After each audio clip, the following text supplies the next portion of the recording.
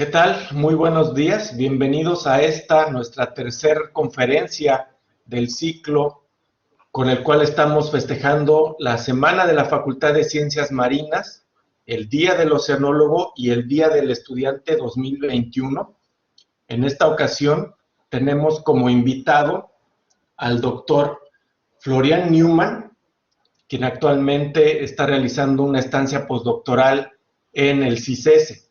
Florian nació en Alemania, estudió una licenciatura en geofísica en Múnich, posteriormente ya se vino aquí a América a estudiar su maestría en geología en CICESE, posteriormente realizó una estancia en Scripps, trabajando como asistente, y regresó una vez más a CICESE para estudiar su doctorado. Como ya les dije, actualmente está haciendo una estancia postdoctoral ahí mismo en CICESE, estudiando flujos de calor y la evolución de las cuencas que tenemos en el Mar de Cortés. Ha participado a lo largo de todo este tiempo en muchos proyectos y cruceros, sobre todo en el Golfo de California, con instituciones como el Instituto de Investigación del Acuario de Monterrey, el EMBARI, por sus siglas en inglés, también con el CEMIGEO y, evidentemente, con CICESE. Sin más preámbulo, vamos a cederle la palabra, el micrófono, al doctor Neumann para que dicte su conferencia. Adelante, Florian. ¿Qué tal? Muy buenos días. Muchas gracias por invitarme. Me gustaría platicarles un poco de la experiencia que tuve al finales del año 2019, yendo a la expedición 385 a la cuenca de Guaymas. Entonces, como pueden ver, la cuenca, el estudio fue en dos partes. Una parte era la parte tectónica, la expedición 385 en la cuenca de Guaymas, en el Mar de Cortés. Entonces, pues lo que presento no solo es mi trabajo, sino aquí en el grupo del laboratorio de tectonofísica y flujo de calor del CICESE, que somos varios investigadores, o como yo, estudiante postdoctoral y también estudiantes del doctorado y maestría. Entonces, el contenido es, les voy a comentar un poquito de la historia de las perforaciones en el océano, un poquito platicar el barco, cómo opera, por qué la cuenca de Guaymas y lo que yo estaba a cargo, que son las propiedades físicas. Y al final, si me da tiempo, tengo algunas fotos, ¿no? Cómo es la vida, pues así a bordo. Entonces aquí en la foto pueden ver los 4 integrantes por parte de las instituciones mexicanas. A la izquierda es la doctora Ligia Pérez Cruz de la UNAM, la doctora Raquel Negrete del CICESE, la maestra Manet Peña de la UABC y pues yo. Entonces, un poquito de la historia. Entonces, todo empezó al finales de los años 50 y pues ha llevado durante las décadas varios programas que han cambiado el nombre, pero el sentido es lo mismo, que es el estudio del fondo marino y sus sedimentos o intrusiones magmáticas. Aquí pueden ver el barco que se usó antes del Choides, durante las épocas de los 70s hasta los 80s. Y aquí en la tabla es unos datos que ha logrado durante estos años, ¿no? Que se han llevado aproximadamente 100 expediciones, ahorita yo creo que son 100 o más que 100, se han perforado más que 1000 pozos y se ha perforado más que 325,000 metros en el fondo marino. Entonces, todo empezó porque al finales de los años 70, no sé si acuerdan, pero muchos me imagino se acuerdan que había también la carrera para el espacio entre Estados Unidos y la Unión Soviética. Entonces los geocienses también pensaron que necesitan también un proyecto así ambicioso y el proyecto fue perforar el Mojo. Entonces, por los que no saben cuál es el Mojo es la frontera entre la corteza y el manto. Esto se encuentra en el continente aproximadamente entre 20 y 90 kilómetros y en el océano entre 5 y 9 kilómetros. Por eso se decidió perforar en el océano, por su poca profundidad. Entonces, también recordarse que durante estas épocas todavía la teoría de la placa tectónica no fue una teoría aceptada. La exploración de las ¿cómo se llama? Reservorios del petróleo tampoco no estaba tan estudiado. Entonces, salieron de aquí de San Diego de La Joya y perforaron 5 pozos aquí enfrente en la isla de Guadalupe. El proyecto en sí fue considerado como un fracaso porque querían perforar 4.5 kilómetros, pero al final nada más perforaron 200 metros. Pero durante esta expedición, pues, generan mucha tecnología que hasta la fecha se está usando y pues también vieron que las perforaciones en el subsuelo son un método bastante útil para estudiar la Tierra. ¿Cuáles fueron los logros durante estos años? Entonces, primero se descubrió que el fondo marino contiene una abundante vida bacteriana, como pueden ver aquí en la foto verde, ¿no? Esos son microbios que se encuentran en los sedimentos. También encontraron ciclos con altas periodicidades, como los ciclos de Milankovitch, eventos hidrotermales, se recuperó partes de la corteza oceánica y también por primera vez se recuperaron los hidratos de gas. En este caso, hablando de cuenca de Guaymas, hidratos de metano. Entonces, ¿cuáles son los hidratos? Simplemente es hielo y dentro de este hielo está gas. En muchos de los casos es metano, puede ser CO2, puede ser otro gas. Y aquí a la izquierda en la figura pueden ver estos ciclos, ¿no? Por ejemplo, donde durante el tiempo de la Tierra había temporadas que la temperatura estaba más elevada o más frío, ¿no?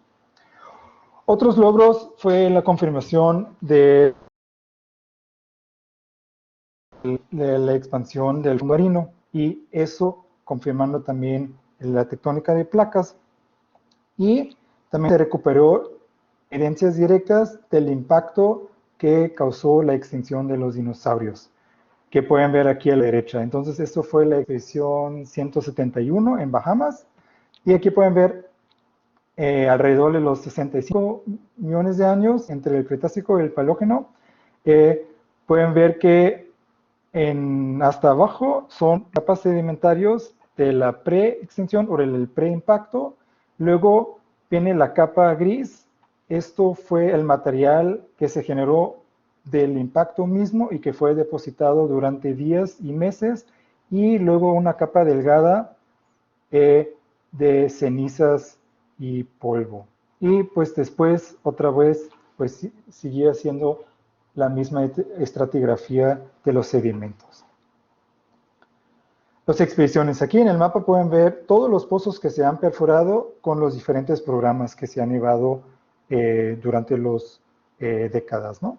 Y en las líneas moradas pueden ver la división del planeta en 3 partes. Estas 3 partes representan los 3 repositorios donde se están guardando todo el material que se está recuperando. Entonces, para el Pacífico está aquí en Texas, en College Station.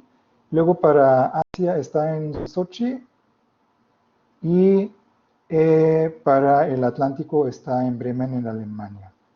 Y aquí hay una foto, como se ven estos almacenes. Entonces son almacenes grandes donde se están guardando todo este material. Y aquí en la foto de la derecha, esto es una de las compañeras de la expedición a Guaymas. Y atrás están todos los núcleos de nosotros. Entonces, como pueden ver, son 2 diferentes colores. Entonces, los núcleos en general cuando se recuperan son de este tipo. Son cilindros. Miden como 1.5 metros, ese está un poquito más chiquito, y tiene un diámetro más o menos de 10 centímetros. Luego, se parte a la mitad, y eso es lo que ven ahorita ustedes en la figura. Una mitad, que es en negro, esa es la parte donde se puede hacer muestreo en el barco y luego también después, una vez que está terminando la expedición, que se lleva ahí al repositorio, la gente puede ir o puede pedir muestras. Todas estas muestras vienen de estas cajas negras. El rojo es el archivo. este archivo no se toca. Simplemente en el crucero se usa para descripción o para métodos no invasivos, como rayos X o rayos gamma, este tipo de cosas. ¿Cómo es la vida de una expedición? La vida de una expedición aproximadamente son 5 años, sin incluir la submisión del proyecto mismo. Eso puede llevar todavía mucho más años. Pero los primeros 1 año y medio es donde se define cuáles son los científicos que van, y cada uno de los científicos tiene que someter un proyecto, qué es lo que está o qué es lo que le interesa trabajar. Luego la expedición en sí misma dura 2 meses y luego vienen 4 años de la post-expedición, donde se publican los datos preliminares, luego los reportes completos, y como pueden ver ahorita todavía estamos en un moratorio, entonces eso significa que hay una exclusividad de uso de los datos para los participantes y sus colaboradores. El IODP maneja 3 plataformas. El más grande es de Estados Unidos, que es el TROIDES. Luego Japón también maneja una plataforma propia, que es el CHIKIO. Y pues el consorcio europeo también maneja plataformas específicas, que son barcos más chiquitos para expediciones que son de unas semanas hasta un mes. Y aquí les voy a platicar un poquito del barco. Aquí es en el fondo la foto del TROIDES en la cuenca de Guaymas. Entonces, TROIDES es corto para Joint Oceanographic Institution for Deep Ocean Sampling. Fue construido en los años 70 para la exploración petrolera y en los 80 convertido para el uso científico. Y está operado por la Universidad de Texas, AM, y financiado por NSF, por parte de Estados Unidos, y otros miembros de la Unión Europea o en general de la comunidad científica a nivel mundial. Aquí en la foto pueden ver un esquema del barco. El barco mide aproximadamente 144 metros de longitud con 21 metros de ancho y tiene una torre de perforación de 66 metros. Toda la acción pasa entre, ¿cómo se llama? La proa y la torre. Entonces aquí dentro están los laboratorios, los camarotes, el comedor, gimnasio, salas de conferencia o sala de videos, etc. Y de la torre hacia la popa, pues ahí es donde están guardando todo el material que se usa para la perforación misma, ¿no? Muchos de los tubos en el barco puede perforar hasta 8.800 metros de la columna de agua. Y pues atrás tiene donde puede llegar el helicóptero. Aquí esto se usa, pues nosotros usamos mucho para hacer ejercicio, para ver el atardecer, por ejemplo, ¿no? Porque estuvo muy bonito durante la expedición. El clima está bastante bonito en el Golfo en esas épocas. Y aquí hay un esquema para el barco. Tiene 12 propulsores que lo mantienen en posición durante la perforación. Entonces el barco mantiene la posición, y lo cual es bastante ruidoso, ¿no? Entonces uno cuando duerme pues siempre se escuchan esos propulsores. Entonces aquí es una foto de la plataforma. Entonces aquí se puede ver un técnico preparando ahorita la barrena con su tubo para bajarle al fondo. Pues no sé si ustedes aquí atrás pueden ver también una de estas barrenas que me la traje, que usamos ahí en la cuenca. Y la otra foto es donde están almacenados todos estos tubos para la perforación. Entonces, ¿cómo opera el barco? Tiene 3 diferentes métodos cómo recuperar material. Uno es el APC, el Advanced Piston Core, el nucleador de pistón. El Extended Core Barrel, que es como parte rotacional para sedimentos consolidados. Y tiene el Rotary Core Barrel, el RCP, para roca dura, o en nuestro caso la roca ígnea, que usa la rotación. Y cabe mencionar que los primeros dos, el APC y el XCP, son intercambiables. Esto significa que si, por ejemplo, en el caso de nosotros, se encontró una capa de carbonatos, entonces se retira el APC y se mete el XCP, se perfora esta capa de carbonatos y luego otra vez se puede seguir con el APC. En el caso del RCP, se tiene que quitar toda la tubería. Eso significa todos los 2000 metros se tiene que retirar y cambiar. Eso dura entre 8 y 10 horas. Entonces, en general, lo que se hace es, se empieza a perforar con los primeros dos y después se retira todo, entonces se perfora con el RCP. Aquí vemos un poquito más a detalle estos sistemas. Entonces, pueden ver la ventaja de este pistón en vez de la perforación por rotación. Entonces, la laminación está mucho más conservada, ¿no? Para la descripción. Y eso también es un dato muy curioso. Eso fue la primera vez usado en la perforación que se hizo en los años 70, igual en la cuenca de Guaymas.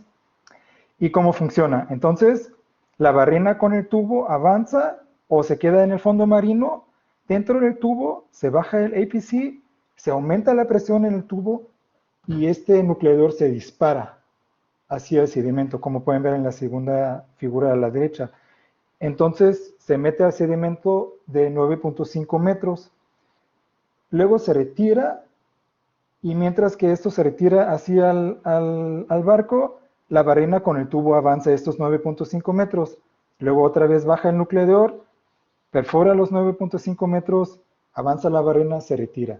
Y esto pasa cada 25 media hora que se llega un núcleo al barco.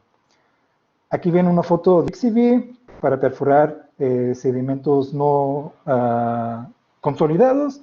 Y en la última pueden ver la barrena de RCP, este sistema rotacional. Entonces, en general, lo que se hace es, no se recupera los sedimentos, sino los sedimentos nada más se quedan en el fondo marino y luego se llega hasta la roca dura, o en nuestro caso, la intrusión, y pues ahí empieza a recuperarse el material. Entonces, aquí viene nuestra expedición, la 385. Aquí pueden ver el mapa de la cuenca Guaymas, un mapa batrimétrico con sus características gravenaxiales y los sitios. En total fueron 8 sitios y 26 pozos que se perforaron. Los pozos tienen una profundidad entre 60 metros, el más profundo era más o menos 550 metros. En general se perforó al menos 2 o 3 en cada uno de los sitios y pueden ver con M está marcado los pozos que se usaron para muestreo extensivo microbiológico.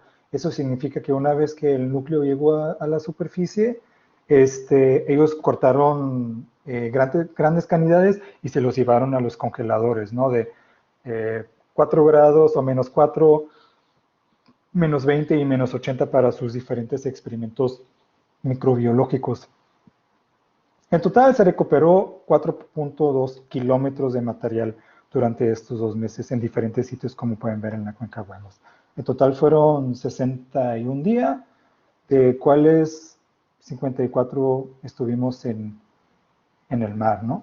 En general, operación que hice son 43. Estos fueron los días que sí se trabajó en la perforación. Los otros días eran de tránsito o en puerto, porque estuvimos una semana salimos de San Diego y regresamos a San Diego, y estuvimos una semana antes en San Diego para aprender a usar todo el equipo y los experimentos.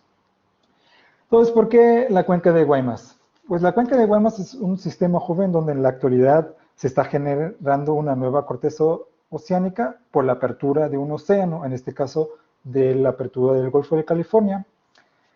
Dentro de su columna de agua tiene una alta producción biológica. Esta alta producción biológica resulta en altas tasas de acumulación de sedimentos con alto contenido de material orgánico. Entonces, estas altas tasas de sedimentación no generan una corteza como se conoce en sales como en el Pacífico o en el Atlántico, donde hay poca sedimentación, sino El magma, en vez de que se extrude en el fondo marino, se emplaza dentro de estos sedimentos con alto contenido de orgánico horizontalmente. Estos se conocen como silts. Como pueden ver aquí en la figura a la derecha, estos silts pueden tener diferentes geometrías. En este caso hay dos diferentes, uno que es plano y el otro tiene una forma de como un plato, ¿no? El saucer shape silt, que es muy característico. Y a los bordes de estos silts se generan sistemas hidrotermales, donde se descarga en superficie fluidos hidrotermales y alrededor de estos sistemas hidrotermales hay una abundante comunidades microbiológicos, ¿sí? Y para ver un poquito más a detalle qué pasa durante esta intrusión, podemos ver aquí abajo a la derecha este diagrama. Entonces, una vez que se emplaza el sil, crea una aureola alrededor del sil, donde dentro de esta aureola el calor del sil libera agua de los minerales o de los poros y productos hidrocarburos. En este caso puede ser el metano o otros derivados o también CO2. Y mediante de la circulación de agua, pues lo lleva a la superficie, a la columna de agua y al final a la atmósfera. Para ver un poquito más a detalle esta aureola, está dividido en dos diferentes capas. Una capa interior, que es básicamente donde tiene gas, y una exterior donde tiene aceite y gas. Hay dos parámetros que definen esta aureola. Uno es el contenido carbono total, lo cual decrece acercándose al sil, y la reflectancia de la vitrinita. La reflectancia de la vitrinita es un parámetro que indica qué tan maduro es el material orgánico, ¿sí? Entonces aquí también se puede observar, acercándose al sil, la temperatura del sil pues madura mucho más los sedimentos y el material orgánico en su vecindad. ¿Cuáles fueron los objetivos generales de la expedición, ¿no? Entonces una de las cosas era las propiedades y los procesos que gobiernan el flujo y el almacenamiento del carbón en el subsuelo, y luego querían saber cuál es el papel de los fluidos, ¿no? Tectónicamente, térmicamente, ¿no? ¿Cuál juega el papel de los fluidos? Eso nos interesa, por ejemplo, más a nosotros, ¿no? De la evolución del enfriamiento, por ejemplo. ¿Qué tan rápido se enfría estos sistemas, ¿no? Un sil, ¿qué tanto mantiene esta circulación de fluidos? ¿Qué tanta cantidad puede llevarse y en qué tiempo a la superficie, o más bien a la columna de agua y la atmósfera? ¿Sí? Y qué tan resistente también es el océano a estas perturbaciones químicas, ¿no? ¿Qué tanto aguanta la columna de agua de estos productos de alteración, metano, CO2, otros minerales, ¿sí? Y también viendo la atmósfera, ¿no? ¿Qué tanto se pasa a la atmósfera y qué tal vez puede producir un cambio climático, ¿no? O algo así, ¿no? O elevar la temperatura de la atmósfera. Y esa es una de las cosas que a nosotros nos interesa, ¿no? Entonces, durante la historia de la Tierra ha habido coincidencias entre las provincias ígneas con cambios mayores climáticos y extinciones. Entonces, durante estos periodos, la temperatura global está elevado de 4 a 6 grados. Esto fue asociado con una liberación de gran volúmenes de gases invernadero, por ejemplo, como el metano o el CO2. Entonces, nosotros queremos evaluar y probar la hipótesis de que la liberación de gases termogénicos por la intrusión de los silts y de la aureola libera tanto gas de los sedimentos con alto contenido de material orgánico que podría producir un cambio climático. ¿Sí? Entonces, Los cuencas sedimentarias de la Tierra son los reservorios más grandes de carbono, ¿no? Entonces es muy importante ver cuánto gas se puede liberar, ¿no? A través de estas intrusiones. Entonces aquí a la izquierda podemos ver un ejemplo, ¿no? Entonces esa es los últimos 70 millones de años de la Tierra y podemos ver que al borde entre el Paleoceno y el Eoceno hay un máximo, eso está conocido como el máximo térmico del Paleoceno-Eoceno, el PETM. Entonces aquí máximo térmico está relacionado por la apertura del Atlántico, el norte del Atlántico, Noruega, esta zona. Y esto está asociado con lo que está pasando ahorita en Guaymas. Entonces ahí había altas tasas de sedimentación, mucho material orgánico se estaba acumulando y había intrusiones por sills. Entonces, se piensa, o la hipótesis es que estas intrusiones generaron tantos gases invernaderos en poco tiempo geológico, hablando de 100.000, 200.000 años, y pues provocaron este aumento de la temperatura global y al final pues un cambio climático. Entonces, aquí les voy a platicar un poquito de lo que a mí me tocaba hacer en el barco. Entonces yo estaba a cargo con otros compañeros de las propiedades físicas. Entonces era hacer experimentos con los núcleos en el barco. En general los turnos son de 12 horas. A mí me tocaba de noche, entonces 12 de la noche hasta el 12 del día. Y aquí pueden ver uno de los experimentos que se hicieron. Y aquí abajo pueden ver los laboratorios. Entonces, el laboratorio de nosotros era aquí lo que está en rojo. Ahí están los diferentes experimentos. Entonces, los núcleos llegan y uno tras otro, pues, se corren los experimentos, ¿no? Y como aquí, bueno, aquí podemos empezar, ¿no? Entonces, aquí llega el núcleo, como pueden ver, los técnicos lo traen, mide los 9.5 metros, como les había mencionado antes. Luego llega aquí, luego lo primero que hacen es lo limpian y luego lo cortan en pedazos de 1.5 metros. ¿Eso por qué? Porque los experimentos en el barco tienen esta longitud, entonces se acordó a esta longitud, entonces todo se corta esto. Y una vez que está ahí, lo ponen su número y su etiqueta. Entonces, tienen su etiqueta y es como en el mercado. Entonces, cada estación o cada experimento tiene ahí su pistolita donde se están escaneando cada uno de los núcleos y luego en el sistema uno puede ver cuáles ya se hicieron, cuáles experimentos, porque hay muchos. Entonces, se están corriendo diferentes experimentos al mismo tiempo. Entonces, hay núcleos no sé, de ayer están todavía haciendo cosas y lo de hoy, entonces, para no perder la pista, ¿no? Entonces se hacen en general los diferentes experimentos a los núcleos. Uno, a los que están completos, como este, y otros una vez que está partido el núcleo. Entonces lo que se hace en el cilindro completo, ese es el primero que siempre se hace, ese es lo primero que se hace, se carga aquí, como pueden ver la maestra Manet, se carga ahí en el experimento y luego pasa aquí estos tres mediciones. La primera es la medición de las ondas acústicas, de la onda P.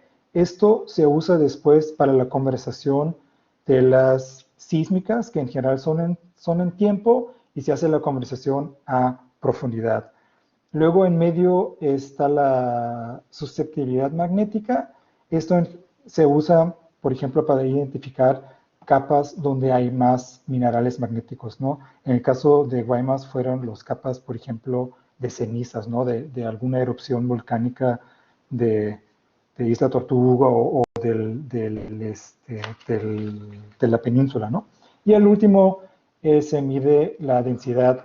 Esto es muy útil para ver los cambios de la litología. Y uno de los experimentos que a mí me interesó mucho fue la conductividad térmica. La conductividad térmica es la habilidad del material para conducir el calor. Entonces, ¿cómo lo medimos? Lo medimos a través de estos dos equipos. Uno es como una aguja y otros son estos discos, ¿no? Los discos se usan para los núcleos que están partidos y las agujas para los núcleos que están de los cilindros. Entonces se ponen aquí, como pueden ver en la derecha, en esta cajita que está aislada para que la temperatura en el barco no influencia o no perturba el experimento. Entonces se inserta aguja, se libera un pulso de calor conocido y se mide el decaimiento de esta temperatura con el tiempo. Y este decaimiento está relacionado con la propiedad que se conoce como la conductividad térmica. Además, también medimos rayos gamma, como pueden ver aquí en la foto de arriba, donde se mide la radiación por el decaimiento de radionucleidos, ¿no? Los más influenciados son los de uranio, torio y potasio.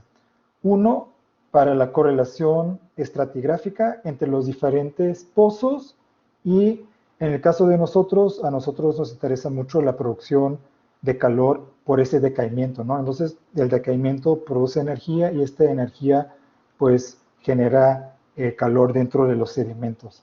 Y también, por último, también hicimos mediciones de rayos X. Este es nuevo, yo creo que ellos tienen como 2 años o 3 años manejando estos experimentos. Y como pueden ver, en la figura de la derecha no se alcanza a ver tan obviamente la falla o la laminación de los diferentes estratos, pero ya en el rayos X ahí se ve muy claramente la laminación y también las fallas y las fisuras, ¿no? Entonces, la gente los estructurólogos, como Joan Stock, por ejemplo, pues tomó mucho de estos rayos X para sus análisis del postcrucero. Luego las mediciones a los núcleos partidos. También son varios que se estaban haciendo.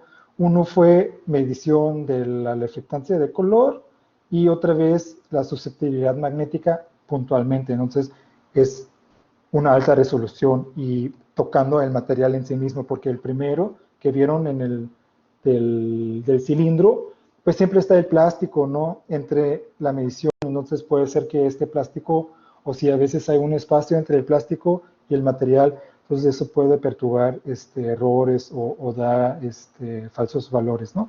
Y también se están tomando, como pueden ver aquí a la derecha, fotografías de alta resolución de cada uno de los núcleos, ¿no? Y aquí esos también fueron experimentos que nosotros hicimos. Hicimos experimentos de esfuerzos por torque y también compresional, cómo se comporta el material, y también hicimos experimentos como pueden ver aquí a la derecha, otra vuelta de las ondas P en puntos específicos en 3 direcciones, ¿no? Para ver, luego medir la anisotropía del material en X, Z y Y. Y también tomamos muestras, como pueden ver aquí en estos frasquitos de metal, para medir el contenido o la masa del agua, la masa de sal, la densidad de la muestra en sí misma y la densidad del grano. Y con esto también se midió la porosidad. Entonces, ¿cómo hicimos esto? Primero se midió el peso mojado, digamos, del mismo del núcleo, y luego se metió a un horno 24 horas y luego otra vez se hicieron mediciones ya en seco. Y lo que también nosotros nos interesa mucho son las mediciones de temperatura. Entonces, hay dos diferentes herramientas que se usan para medir la temperatura. El primero lo pueden ver aquí abajo a la izquierda, es un termistor. Y este es muy útil porque esto simplemente se agrega al nucleador. Entonces, el nucleador se dispara en el sedimento y en vez de que se recupera luego, se espera unos minutos y dentro de esos 15 minutos se está guardando una serie de tiempo de temperatura. Y de esta serie de tiempo luego se puede calcular la temperatura in situ, ¿no? Lo cual es una ventaja bastante grande porque no hay influencia de los fluidos de la perforación en sí mismo, sino pues esa es una temperatura in situ 9.5 metros lejos de la barrena, ¿no? Donde hay circulación de fluidos. Y por otro lado, para los sedimentos un poquito más consolidados, tenemos este conito, ¿no? Que también es como un termistor y que también se dispara así al sedimento para medir o guardar la temperatura. Como pueden ver aquí con los técnicos, pues nos tocó en uno de estos disparos roca dura y pues se nos dobló nuestro sensorcito. Aparte de las mediciones que se hacen a los núcleos o de la temperatura, también corrimos registros dentro del pozo mismo con los diferentes equipos que pueden ver aquí a la derecha. Uno es el Triple Combo y el otro es el FMS. Entonces miden aproximadamente 35 y 40 metros de largo y contienen diferentes herramientas para medir diferentes propiedades como temperatura, rayos gamma. El caliper, por ejemplo, mide cómo es el diámetro del pozo mismo, densidad, resistividad, velocidades de las ondas acústicas, entre otros. Y esto es al final el producto, ¿no? Entonces, de nosotros. Entonces, cada una de estas columnas, estos son dos diferentes, para empezar, son dos diferentes sitios. El de arriba fue un sitio que se perforó muy somero, hasta 100 metros, y como pueden ver, se presenta a la izquierda primero los tres pozos que se perforaron, en este caso A, B, C. Y en negro pueden ver la recuperación. Entonces, negro significa en este intervalo se recuperó. ¿Dónde está blanco? Este intervalo no se recuperó por X y Y razones, ¿no? Durante la perforación. Y luego se pone la estratigrafía y junto al lado todas las propiedades que se han tomado. Y como pueden ver rápidamente es que las propiedades físicas del sedimento pues coinciden con cambios, ¿no? Dentro de la estratigrafía, en este caso son unidades siliclásticas, ¿no? Donde hay un aumento por ejemplo, entacamiento de radionuclidos o un alto minerales magnéticas, ¿no? Y en la figura de abajo, este fue un sitio que perforamos hasta los 550 metros, y aquí pueden ver la columna estratigráfica, y aquí se ve mucho más marcado este cambio, ¿no? Dentro del sedimento, y luego el sil que está en rojo, donde, por ejemplo, aumenta la densidad suscilar magnética y decrementa la porosidad y también el decaimiento de elementos radioactivos. Y también pueden ver los diferentes experimentos que hicieron, ¿no? Si estamos viendo la primera columna, esa es la densidad. Entonces, en rojo, ese es el primero donde pasa el cilindro completo. Entonces, como pueden ver, el error es bastante, bueno, las mediciones tienen un intervalo, ¿no? Eso otra vuelta debido de que el contacto no es directo con el material, sino primero se tiene el plástico, y a veces del plástico al material también un espacio de aire. Entonces, por eso los valores están así esparciados, ¿no? Pero por eso se toman mediciones que representan los puntos negros, que son las mediciones puntuales o muestras puntuales, ¿no? Para confirmar y hacer más exacto. Y en azul, esto es del registro. Entonces tenemos 3 mediciones para representar la propiedad, en este caso, la densidad. Y esto pasa con varios, ¿no? Y para todos los sitios. Entonces aquí, una vez que se parte el núcleo, se presenta. Y este tiempo de la presentación depende qué tan rápido avanzan los descriptores de los núcleos, ¿no? Entonces, por ejemplo, aquí a la izquierda, ahí ven las racas donde están todos los núcleos, ahí están, ellos, los técnicos los meten, entonces yo tengo que ver cuál, con la etiqueta blanca que se puede ver ahí cuál ya se procesó y cuál no. Una vez que se terminó de procesar, pues yo le puedo avisar a los demás para que lo parten. Una vez partido, pues ya no se puede hacer las mediciones completas, ¿no? Entonces hay que tener mucho cuidado, pero pues el sistema en general le avisa a uno, ¿no? Luego se presentan, como pueden ver aquí donde está la maestra Manet, el núcleo partido, y aquí ya se empieza a discutir en dónde queremos mostrar. Entonces, en general, se decide ahí mismo dependiendo de la litología, ¿no? Porque los cambios en litología, ahí es donde está interesante tomarle muestras. Y aquí abajo pueden ver los biólogos, ¿no? Los biólogos también toman sus muestras y pues tienen que tener mucho cuidado con la oxidación, ¿no? Entonces ellos tienen esta cámara que está llena de nitrógeno y no tiene nada de oxígeno para que los microbios no se degradan o no se mueren, ¿no? Y pues hay más fotos, por ejemplo, una vez que se cortó, esto ya no se parte, si no se corta con los serruchos, el sil. Una vez que pasa esto, cada uno de los equipos puede llegar con sus flags y ponerle en donde le gusta muestrear. Entonces, una vez al día llegó el comité y lo evalúa. Entonces dice, bueno, en este pedazo hay muchas cosas interesantes, no lo vamos a destruir.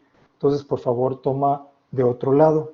Entonces, se toman estas muestras, ahí mismo en el barco se cortan y se conductan los diferentes experimentos. Muchos son invasivos, eso significa que después ya no se pueden usar. Muchos se hacen post crucero, como les había dicho, entonces la gente viaja, en este caso a Texas, oye, ya se pasó esto, y se toman las muestras y se lo mandan a todos los laboratorios. Ahorita por la cuestión de pandemia, muchos de los laboratorios desafortunadamente están cerrados y no se han podido hacer todos los experimentos, ¿no? Que faltan para tener como ya más datos. Y otra vez aquí los biólogos, ¿no? Trabajando en su cabina de nitrógeno, y aquí en la derecha pueden ver el nitrato de metano que recuperamos. Entonces, como hielo de metano, y una vez que está en superficie se desgasa, ¿no? Entonces huele, pues huele a pedo, ¿no? Al final de cuentas. Entonces, estaba un olor muy desagradable en el barco por la recuperación de este hidrato de gas. Y aquí viene el pizarrón. Entonces, el pizarrón está como en el centro de los laboratorios, y ahí siempre se estaban poniendo cuáles núcleos, la hora, la profundidad, cuánto fue recuperado, y aquí a la más derecha pueden ver en dónde se hicieron las mediciones de temperatura.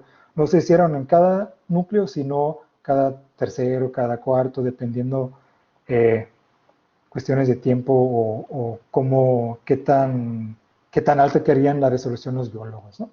Y también aquí pueden ver los sedimentos o los núcleos que están ya más consolidados, entonces ya no se ven tan bonito la laminación, sino pues ya más como estos pedazos, ¿no? Y aquí pueden ver uno de nuestros jefes, el Daniel Lizarralde, que tiene un núcleo que explotó. Entonces, en uno de los sitios, justamente donde encontramos el hidrato de metano, cuando los núcleos se llegaron a la superficie, por tanto contenido de gas, se expandió. Entonces, esta expansión, pues, generó este tipo de cosas, ¿no? Que explotó los núcleos, había varios que explotaron ahí mismo en la plataforma, había mucho lodo a los lados, y pues el material esto ya no se puede usar, ¿no? Porque por eso, como les había dicho en las columnas, que está en blanco, eso fue una de las causas, ¿no? Por no tener esta recuperación. Y aquí hay más fotos, ¿no? La gente pues trabajando aquí arriba, la doctora está describiendo, ¿no? Como pueden ver, estos son los rojos, entonces esa es la mesa de los descriptores. Entonces ellos nada más con un vidrio le quitan un poquito para que se pueda ver todavía más, mejor la laminación, entonces empiezan a describir, por ejemplo, color, toman muestras pequeñas y lo ven en el microscopio para ver el contenido de sílice, entre otros, ¿no? Y pues aquí es la otra mesa de nosotros, aquí pueden otra vez ver que ahí están las tapas negras, y ahí hay discusión, ¿no? En dónde vamos a poder muestrear o qué piensan, ¿no? Es una experiencia bastante interesante, ¿no? Porque hay mucha discusión, hay muchos científicos de diferentes áreas. Uno aprende bastante cosas, ¿no? En corto tiempo, ¿no? De los 2 meses. Y aquí es una foto también muy bonita. Estos son los dos jefes de los dos diferentes cruceros. A la izquierda el Joseph Curry, que fue el jefe del crucero en Guaymas en 78, y a la derecha Daniel Lizarralde, que fue uno de los co-jefes en el crucero ahorita del año 19. Y aquí a la derecha pueden ver la sala de conferencias, ¿no? Entonces, una vez al día, al mediodía, cuando era el cambio de turno, pues había una conferencia de 15, 20 minutos donde se dio un update del crucero, hay gente presentaba tal vez resultados preliminares, y una vez que se terminó un sitio, se presentaron los datos, ¿sí? Entonces, cada grupo tenía su tiempo para presentarlos, para que todos estuvieran al tanto con los datos, y también ya pueden ver posibilidades de colaboración o este tipo de cosas. Y aquí abajo pueden ver cómo hay tanta gente, ¿no?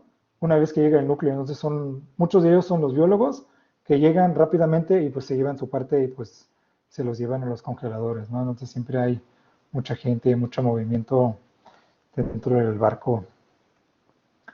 Y aquí también podemos ver los técnicos, ¿no? Que meten aquí los núcleos es una máquina del láser, donde dentro del plástico, pues se graba el número, el núcleo, las fechas, y aquí también otra vez la raca, y aquí se forma, ¿no? Entonces los técnicos de la perforación, pues ya extraen aquí el tubo, y dentro de este tubo de metal que pueden ver, ese es el nucleador de hecho, que se mete con presión al sedimento. Dentro de esto está el plástico donde está el material. Aquí hay más fotos otra vez de la barrena y de los laboratorios, ¿no? Entonces aquí es el laboratorio de microscopio. Ellos hicieron muchos estudios paleoestratigráficos, viendo diatomeas, radularias, para tener como fechas preliminares de las edades, ¿no? Y aquí también la llegada de nosotros, hicimos fila para ingresar al barco, y también los laboratorios antes de que empezamos a trabajar, que estaba muy limpio todo y bonito. Y también hay más fotos de los laboratorios aquí del paleomagnetismo, el barco que está aquí en San Diego, más fotos de los laboratorios y también pues delfines y ballenas que vimos. Y también una vez a la semana había, ¿cómo se llama? Pruebas de abordar el barco, ¿no? Entonces, sí, pues todo el mundo tenía que estar ahí en su estación todos los viernes. Y pues aquí hay más fotos del eh, laboratorios, también de la vida afuera, ¿no? En el agua vimos delfines, tortugas, y aquí algo muy curioso también, ¿no? El del oleaje, ¿no? Afortunadamente a nosotros nos tocó nada más 2 días o 3 días con un poquito de viento, pero muy leve, y entonces estuvo bastante agradable. Y como saben, muchos que han ido al Mar de Cortés, pues durante septiembre, octubre, pues el clima está bastante agradable. Como pueden ver, andar en short y en playera, ¿no? Y aquí también hay más fotos uno de los motores, de las barrenas, de los diferentes, y de los núcleos también. Y pues aparte del trabajo que hicimos en el barco, también hicimos eh, divulgación.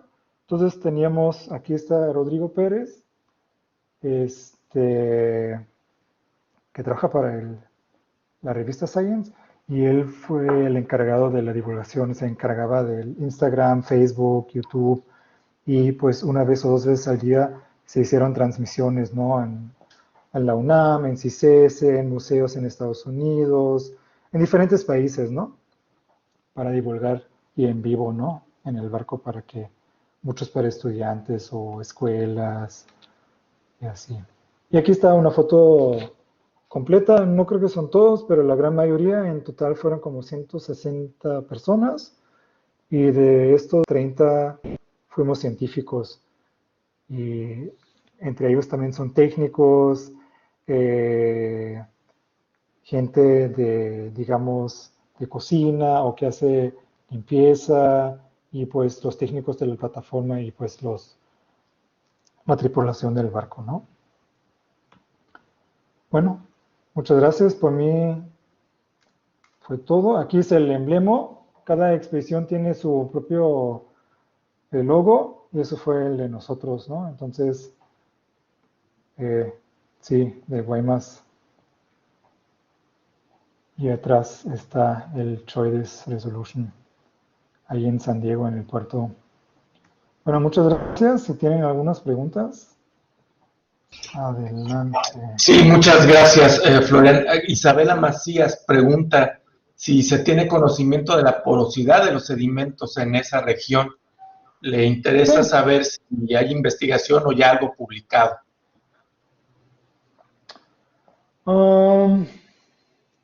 Pues publicado, seguramente sí hay cosas publicadas, pero tengo que buscar las publicaciones. Pero en los años 70, en la primera, también se hicieron este tipo de mediciones. No de alta resolución como nosotros, pero ahí están estos tipos de datos. Entonces sí existen. Y pues una vez que se termine el moratorio, que va a pasar como en noviembre, pues estos datos de nosotros están libres para todos. Entonces ahí va a haber el acceso para estos datos, ¿no? Muy bien. No sé si alguien más tiene una pregunta. Nos queda tiempo para una más antes de cambiarnos de sala para la siguiente conferencia. Bien, parece que no. Florian, te agradecemos mucho tu conferencia. Es muy interesante ver cómo es el trabajo a bordo de un buque oceanográfico, que no es nada más tomar muestras, es analizar las muestras, incluso ya estar haciendo presentaciones tipo congreso, lo cual está muy, muy interesante. Te agradecemos mucho tu participación en este ciclo de conferencias y mucho éxito en tus próximos trabajos e investigaciones.